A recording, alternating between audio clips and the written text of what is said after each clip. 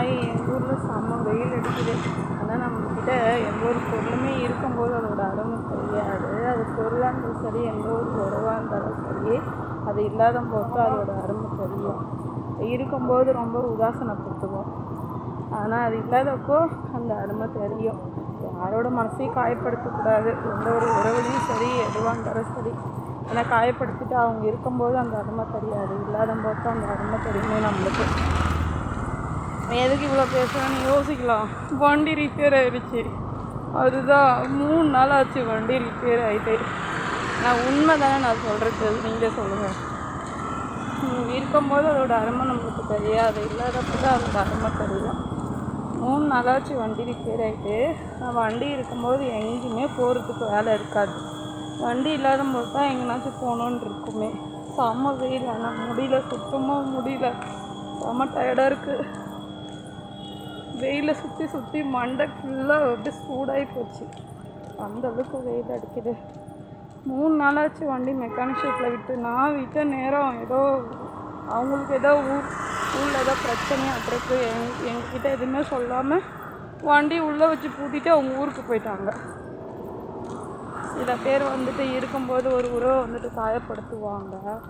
ஆனால் வந்துட்டு அவங்க நம்ம கூட இல்லைன்னா தான் வந்துட்டு தெரியும். பொருளாக இருந்தாலும் சரி, உயிராக இருந்தாலும் சரி, எது வந்தாலும் சரி, இருக்கிறப்ப எந்த ஒரு அருமையும் தெரியாது, இல்லாதப்போ தான் அதோட அருமை தெரியும். இன்னும் எவ்வளோ தூரம் நடக்கும் தெரியல. ஆட்டோ கூப்பிடலான்னு பார்த்தாலும் அந்த இடத்துக்கு வந்து ஆட்டோ யாருமே வரமாட்டுறாங்க. ரோடு சரியில்லை வேறு. என்ன பண்ணுறதுன்னு தெரியல. சரி, அப்படியே நடந்து போயிட்டே இருப்போம் சொல்லிட்டு சரி ஒரு வீடியோ போடுவோன்னு தோணுச்சு. அப்போ கூட இந்த வெயிலில் எங்கள் வீட்டுக்காரர் இந்த வீடியோ பார்த்தாங்கன்னு வச்சுக்க, நடந்து போய் கூட கொழுப்பு அடங்குதா பற்றியா. வண்டி 3 நாள் என்னன்னு 1 வாரம் கூட மெக்கானிக் ஷெட்லேயே இருக்கலாம் அப்படின்னு தான் சொல்லுவாங்க. ரொம்ப மிஸ் பண்ணுறேன் அந்த வண்டி. வந்து எல்லோரும் டப்பா வண்டி, ஓட்ட வண்டி சொல்லுவாங்க. செகண்டில் வாங்கினது தான் 2013 மாடலாக 12 மாடலாக 12 தான் நினைக்கிறேன். அதெல்லாம் வந்து என் வண்டியை கிண்டல் பண்ணுவாங்க. அவங்களுக்கு என்ன தெரியும் என் வண்டியோட அருமை, எனக்கு தான் தெரியும். இப்போது என் பசங்க கூட வந்துட்டு அந்த வண்டியை கிண்டல் பண்ணுவாங்க. ஆனால் நான் கொஞ்சம் கவனக்குறைவாக இருந்ததுனால தான் அந்த வண்டி இப்போ இவ்வளோ செலவு. காற்று கம்மியாக இருந்துச்சு.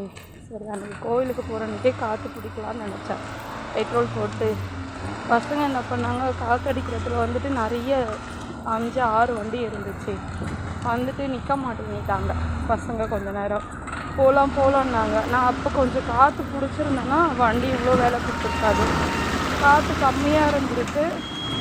அப்படியே 1 வாரம் இது பண்ணிகிட்டே இருந்திருக்கேன். 2 நாள் முன்னாடி ஹாஸ்பிட்டலுக்கு அர்ஜென்ட்டாக எடுத்துகிட்டு போனேன்னா, சரி பஞ்சர் தான் ஆயிடுச்சு, காற்று இல்லை, காற்றடிச்சா இல்லை பஞ்சர் ஓட்டினா சரியாகக்கூடாதுன்னு பார்த்தா, காற்று இல்லாமல் ஓட்டினதுனால அது ஏதோ ஒரு டியூப் மாதிரி இருக்குமா, அது உள்ளே போய் குத்திடுச்சோம். குத்திட்டு இப்போ டயரே ஃபுல்லாக மாற்றணும். செலவு 4000 கிட்ட, 4000 மேலே ஆகணும்னு இருக்காங்க. அது மட்டும் இல்லை, அதில் நான் ஆல்ரெடி நிறைய வேலை பார்த்து வச்சுருக்கேன். லைட் இல்லை, பிரேக்கு சரியாக இல்லை, மொத்தமாக வண்டி போய்ட்டு தூங்குது. அதுதான் எந்த ஒரு விஷயத்துலையும் நம்ம கவனம் குறைவாக இருக்கக்கூடாது. அன்றைக்கி கொஞ்சம் நான் உஷாராக இருந்ததுன்னா இன்றைக்கி இவ்வளோ செலவு கிடையாது, இவ்வளோ அவசியம் கிடையாது. பாய். இந்த வீடியோ கொஞ்சம் காமெடியாக தான் இருக்கும். இருந்தாலும் பார்த்துட்டு லைக் பண்ணுங்கள், ஷேர் பண்ணுங்கள், கமெண்ட் பண்ணுங்கள், சப்ஸ்கிரைப் பண்ணிக்கிறேன்.